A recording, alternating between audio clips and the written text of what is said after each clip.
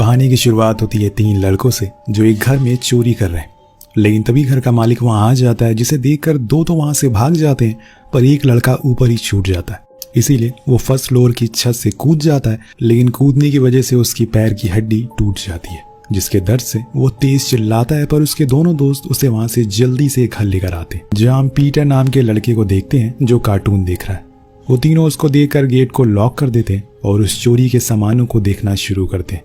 लेकिन पीटर वहीं गेट के पास बैठा हुआ उनकी बातें सुनता रहता है। अब अगले दिन हम सार्जन को देखते हैं जो रेस्टोरेंट के बाहर ही खड़े हुए थे। तभी वहां से स्मिथी गुजरता है जिसकी पैर की हड्डी टूटी हुई है। वो उसको देखकर कहीं सोच में डूब जाता है। उधर स्मिथी जाकर अपने दोस्तों के पास बैठ जाता है, जहां हम एलन को देखते हैं जो कि रेडियो को ठीक करके उसमें न्यूज सुनने लगता है। लेकिन इतने में वहां पर कुछ अमीर लड़कों की कार आकर रुकती है जो लाउड म्यूजिक चलाने लगते हैं, जिससे एलन रेडियो सुन नहीं पा रहा था।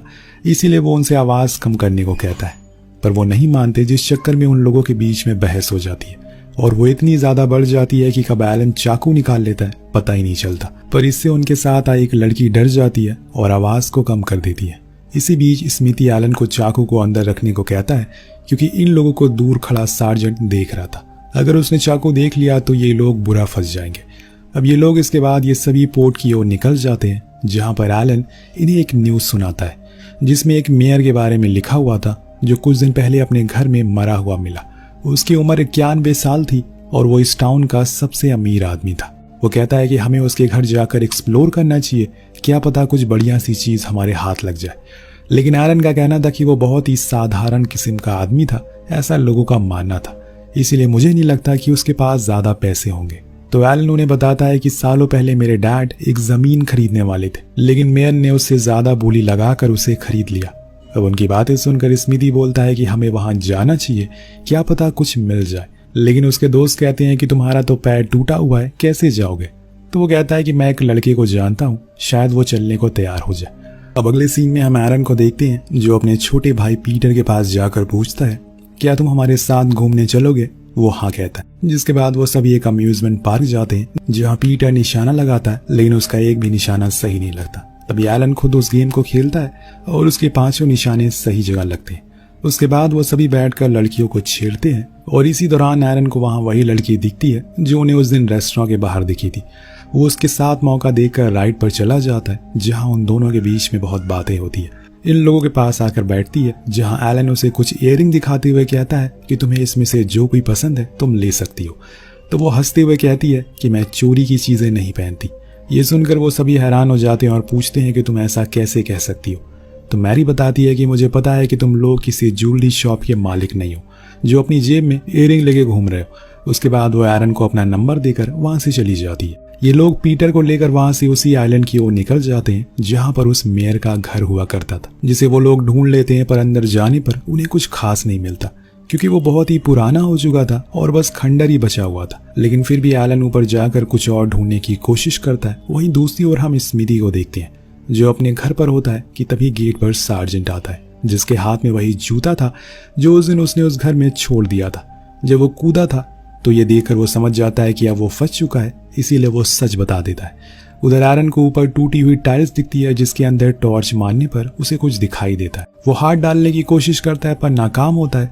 तब वो नीचे से आकर पीटर को आवाज लगाता है और उसे हाथ डालने को कहता है, क्योंकि वो पतला है। और वो उस बैग को बाहर निकालता है जिसमें दोस्तों सोने के सिक्के होते हैं, जिन्हें देखकर एलन बहुत खुश होता है क्योंकि आज उनकी लॉटरी लग गई है। उसे अपने बैग में रख लेता है और फिर वो सभी वहां से जाने लगते हैं। लेकिन उनके आगे खड़ी कार की लाइट ऑन हो जाती है और ये कोई और नहीं था बल्कि पुलिस वालों की कार थी, जिसे देखकर वो सभी भागना शुरू करते हैं। एरन अपने भाई से कहता है कि तुम और एलन यहाँ से निकल जाओ। सार्जेंट का ध्यान भटकाने के लिए वो दूसरी ओर भागना शुरू करता है और ये दोनों बोट की ओर भागने लगते हैं। लेकिन जब पीटर बोट के पास जाता है तो देखता है कि एलन उसे पहले ही स्टार्ट कर चुका है और उसे लेकर निकल भी जाता है। वो उसे आवाज तो लगाता है लेकिन वो फिर भी नहीं रुकता। वहीं दूसरी ओर एरन को सार्जेंट पकड़ लेता है, जिसे लेकर वो स्टेशन आते हैं और बोलते हैं कि अगर मैंने इस बारे में तुम्हारे घर वालों को बता दिया तो वो तुम्हें घर से बाहर निकाल देंगे। तो एरन बताता है कि मेरे डैड अभी बाहर गए हुए हैं, उन्हें आने में काफी टाइम लगेगा। सार्जेंट को पहले से पता था कि उसके डैड फिशिंग का काम करते हैं, वो अभी कहाँ पर है। इसी दौरान वो उससे कहते हैं कि जब मैं तुम्हारी एज का था तब मैं भी ऐसा ही कुछ करता था, क्योंकि जब आप बुरे होते हैं तो आपको पता नहीं चलता कि आप बुरा काम कर रहे हैं और वो कितना बुरा है। पर मुझे एक बात समझ नहीं आई कि स्मिति तो घर पर था, तो कल तुम्हारे साथ वो तीसरा लड़का कौन था?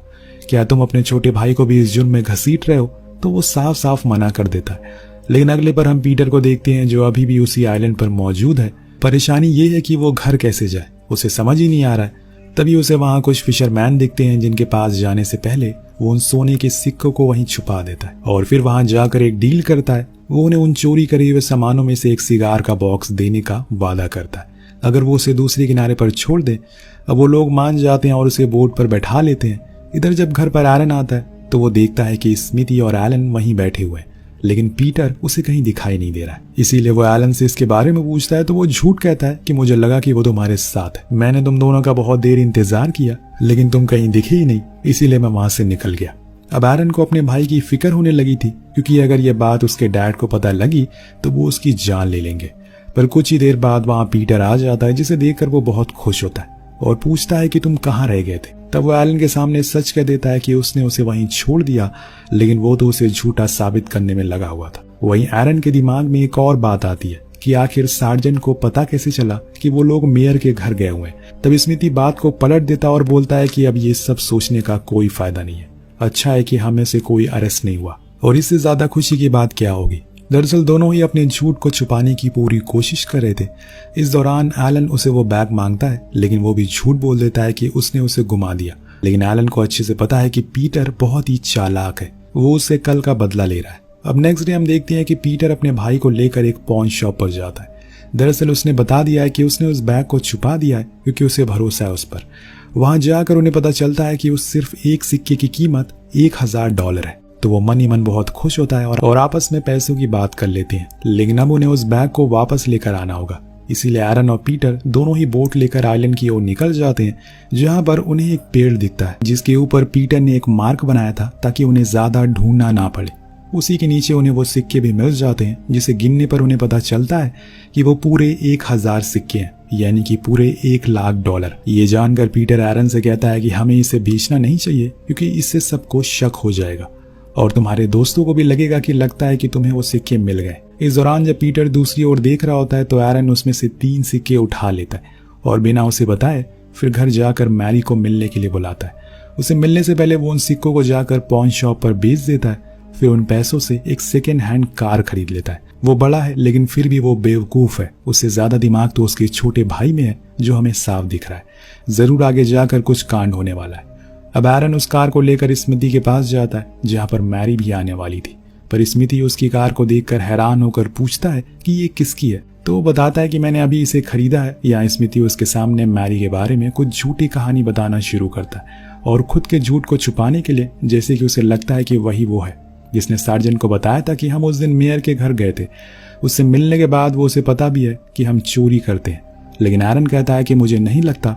लेकिन स्मिति पूरी कोशिश करता है कैसे न कैसे करके उसे यकीन दिला दे कि सार्जेंट को उन पर शक है। तभी वहां मैरी आ जाती है जिसके पास वो जाने लगता है, पर बीच में उसे जॉन नाम का लड़का कुछ खाने के लिए पैसे मांगता है लेकिन वो नहीं देता, जिस चीज को देखकर वो कहता है कि ऊपर वाला भी कितना अजीब है, हम दोनों साथ में ही जेल गए थे लेकिन इसके बाहर निकलते ही इसे कार मिल गई और मेरे पास खाने के भी पैसे नहीं है।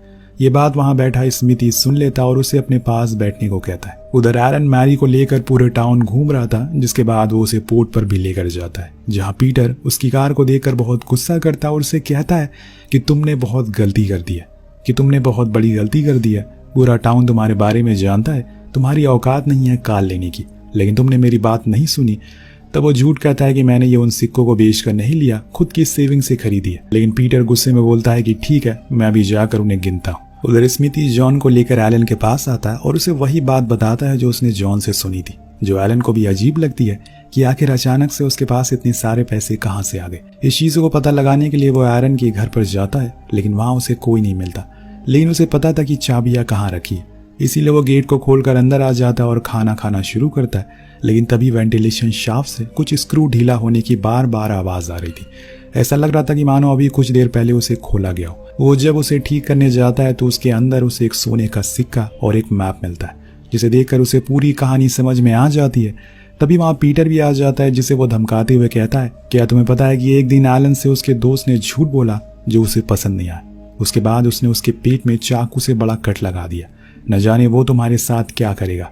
तभी वहाँ एरन भी आ जाता है, जो उसके हाथ में उस मैप को देखकर डर जाता है और पूछता है कि ये तुम्हें कहाँ से मिला। तो स्मिथी कहता है कि तुम दोनों ने हमसे झूठ बोला, लेकिन क्या तुम्हें पता है कि अगर ये बात एलन को पता लगी तो क्या होगा।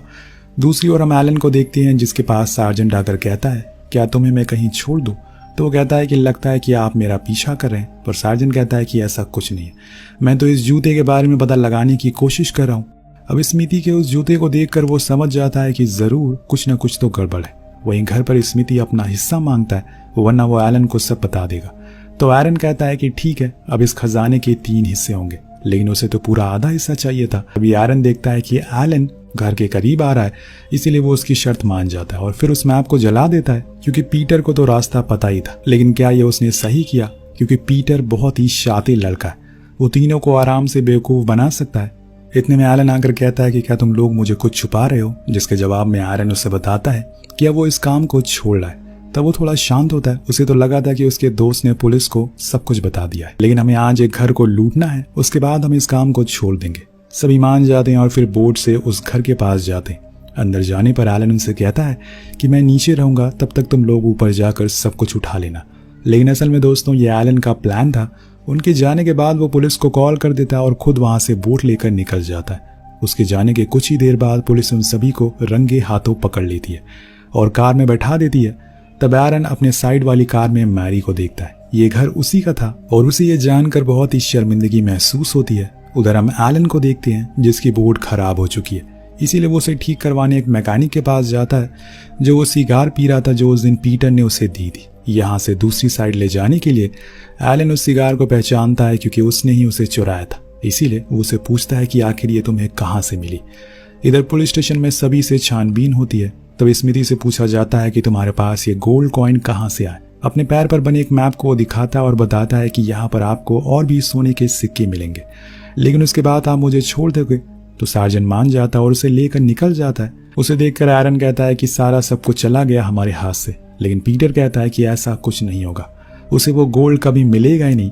इसी दौरान हमें पता चलता है कि उस पॉन शॉप के ओनर ने पीटर की बेल करवा दी है। उसके पास और पैसे नहीं थे कि वो एरन को भी छुड़वा सके और वो उनसे कहता है कि मैं एक मामूली आदमी हूँ, लेकिन तुम दोनों ने मेरा काफी प्रॉफिट करवाया, इसीलिए मैं आया। अगर तुम्हारे पास कुछ और है तो मुझे भेज दो, तो मैं तुम्हारी भी बेल करवा दूंगा। तो एरन उसे अपनी कार भेज देता है। उधर हम स्मिथी और सार्जेंट को देखते हैं, जो उसी आइलैंड पर पहुंच जाते हैं, पर उन्हें वहां कोई भी सिक्का नहीं मिलता, जिस चीज को देखकर सार्जेंट बहुत गुस्सा करता है और उसे वापस चलने को कहता है। उस दौरान वहां पर एलन भी मौजूद होता है, जो उनकी बातों को सुन लेता है। वहीं दूसरी ओर बेल मिलने के बाद पीटर फौरन पोर्ट पर आता है और एक बोट की मदद से उस आइलैंड पर पहुंचता है, जहां उसे पानी के बीच में गड़ा हुआ एक एंकर दिखाई देता है।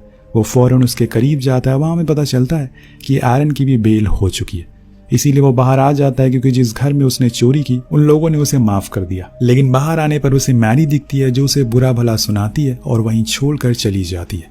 लेकिन इस समय एरन के लिए सबसे जरूरी है अपना छोटा भाई, जिसके पास वो जल्दी से पहुंचना चाहता है, जो वहां पर पहुंच गया जहां सोना है। पानी का बहाव कुछ देर के लिए कम हो गया है, इसीलिए उसे अब वो एंकर दिखने लग गया है, जिससे उसे आसानी होगी गड्ढा खोदने में। इतनी ही देर में एरन भी वहां आ जाता है और कहता है कि ओह, तो तुम्हें पता चल गया कि मैंने कहाँ सिक्के छुपाए थे। दरअसल इन्होंने उन सिक्कों को नीचे एक बॉक्स में छुपाया था, जो कि एंकर से जुड़ा हुआ था, इसीलिए इन्हें पानी भरने से पहले उसे बाहर निकालना होगा। लेकिन इस काम को देखकर ऐसा लग रहा है कि जैसे अब मुश्किल होने वाला है, लेकिन वो जैसे तैसे करके उसे खींचकर बाहर निकाल ही लेते हैं। इतने में उन्हें पीछे से एलन की आवाज आती है, जो बंदूक लिए खड़ा था। उससे सब कुछ देख लिया और बंदूक देकर एरन उसको वो बॉक्स दे देता है। लेकिन जैसे ही वो उस बॉक्स को खोलता है, एरन एक डंडे से उसके ऊपर वार करता है, पर इतने में उसके हाथ से बंदूक चल जाती है, जो पीटर को छू कर निकल जाती है, पर फिर भी वो बेहोश हो जाता है। उसके बाद एलन एरन को बहुत मारता है और उसे पानी में ले जाकर डुबा कर मारने की कोशिश करता है। लेकिन इतने में पीटर को होश आ चुका था। वो अपने भाई को ऐसे मरते हुए देखकर खुद बंदूक उठा लेता है और एलन पर शूट कर देता है, जिससे कि वो वहीं मारा जाता है और फिर वो एरन को बाहर लेकर आता है। जब कुछ देर बाद वो होश में आता है तो दोनों उस बॉक्स को अपने पास रख लेते हैं और अंधेरे होने के बाद एलन की लाश को ले जाकर समुंदर के बीच फेंक देते हैं, ताकि किसी को कुछ पता ही ना चले। लेकिन पीटर को बहुत बुरा लगता है, क्योंकि वो किसी को मानना नहीं चाहता। पर अब जो सो हो गया है वही सोचकर वो घर आ जाते हैं और इसी के साथ ये कहानी यही खत्म हो जाती है। मिलते हैं अगली वीडियो में। कहानी कैसी लगी नीचे कमेंट करके जरूर बताएगा। मिलते हैं अगली वीडियो में। Thank you so much watching. Piece.